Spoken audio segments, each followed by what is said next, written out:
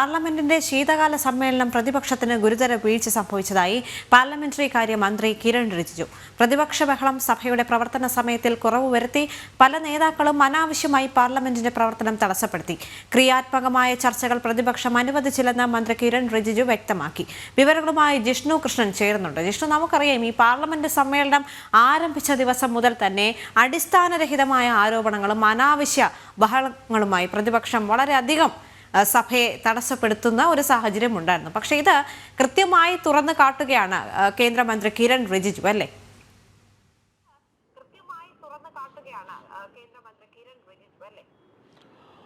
ദേവിക, പാർലമെന്റിന്റെ ശീതകാല സമ്മേളനം ഇന്ന് അനിശ്ചിതകാലത്തേക്ക് പിരിഞ്ഞിരിക്കുകയാണ്. സഭാ സമ്മേളനം പിരിഞ്ഞതിന് ശേഷം നടത്തിയ അവലോകനത്തിനെ തുടർന്നാണ് കേന്ദ്ര പാർലമെന്റ് കാര്യമന്ത്രി കിരൺ റിജിജു മാധ്യമങ്ങളോട് സംസാരിച്ചത്. ആ വാർത്താ സമ്മേളനത്തിലാണ് ഈ ശീതകാല സമ്മേളനത്തിൽ ഗുരുതരമായ പിഴവാണ് സഭാ നടപടികളുമായി സഹകരിക്കുന്നതിൽ പ്രതിപക്ഷത്തിന് സംഭവിച്ചത്, പ്രതിപക്ഷ അംഗങ്ങൾക്ക് സംഭവിച്ചത് എന്നുള്ളതാണ് കേന്ദ്രമന്ത്രി കിരൺ റിജിജു ചൂണ്ടിക്കാട്ടിയിട്ടുള്ളത്. പ്രതിപക്ഷം അനാവശ്യമായിട്ടുള്ള ബഹളങ്ങളും പിടിവാശികളും സഭയ്ക്കുള്ളിൽ കാണിച്ചു. പല നേതാക്കളും അനാവശ്യമായി ലോക്സഭയിലും രാജ്യസഭയിലും സഭാ നടപടികൾ തടസ്സപ്പെടുത്തി എന്നുള്ളതാണ് കിരൺ റിജിജു ചൂണ്ടിക്കാട്ടിയിട്ടുള്ളത്.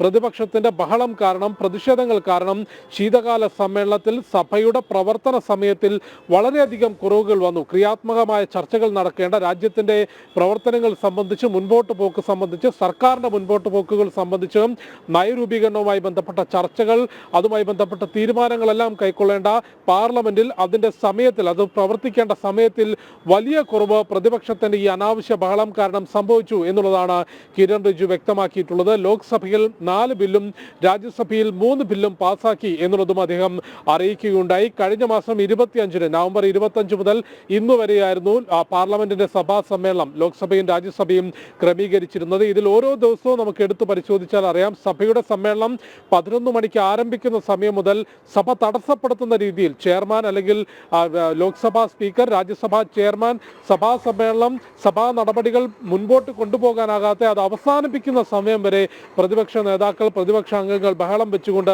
നടപടികൾ തടസ്സപ്പെടുത്തിയിട്ടുള്ള കാഴ്ചയും ഏറ്റവും ഒടുവിൽ ഇന്നലെയും ഇന്നുമായി സഭാ സമ്മേളനത്തിന്റെ 2 ദിനങ്ങളിൽ പ്രതിപക്ഷത്തിന്റെ അതിരുവിട്ട പ്രതിഷേധങ്ങളും ബഹളവും നമ്മൾ സഭയിൽ കണ്ടിട്ടുള്ളതാണ്. ഇതിനെതിരെയാണ് രൂക്ഷമായ വിമർശനം കിരൺ റിജിജു ഉന്നയിച്ചിട്ടുള്ളത്. പ്രതിപക്ഷത്തിന്റെ അനാവശ്യ ബഹളം സഭയുടെ നടത്തിപ്പിനെ ബാധിച്ചു എന്നാണ് അദ്ദേഹം ചൂണ്ടിക്കാട്ടിയത്.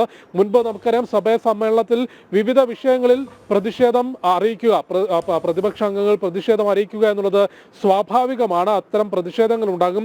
ആ പ്രതിഷേധം ചട്ടങ്ങൾക്കനുസരിച്ച് അറിയിക്കുകയും പ്രതിഷേധത്തിന് ശേഷം സഭയുടെ നടപടികൾ മുൻപോട്ട് കൊണ്ടുപോകുന്ന രീതികൾ മുൻപ് നമ്മൾ കണ്ടിട്ടുള്ളതാണ്. എന്നാൽ ഈ സഭാ സമ്മേളനത്തിൽ, ശീതകാല സമ്മേളനത്തിലും അതിന് മുൻപുണ്ടായിട്ടുള്ള സമ്മേളനത്തിലും നിലവിലെ പ്രതിപക്ഷം രാഹുലിന്റെ നേതൃത്വത്തിൽ, മല്ലികാർജ്ജുൻ ഖാർഗെ ഉൾപ്പെടെയുള്ളവരുടെ നേതൃത്വത്തിൽ ലോക്സഭയിലും രാജ്യസഭയിലും സഭാ നടപടികൾ പൂർണ്ണമായും തടസ്സപ്പെടുത്തിക്കൊണ്ടുള്ള പ്രതിഷേധമാണ് പാർലമെന്റിൽ നടന്നിട്ടുള്ളത്. അതിനെയാണ് പാർലമെന്റ് കാര്യമന്ത്രി കിരൺ റിജിജു രൂക്ഷമായി വിമർശിച്ചത്. ദേവിക. ശരി ജിഷ്ണു.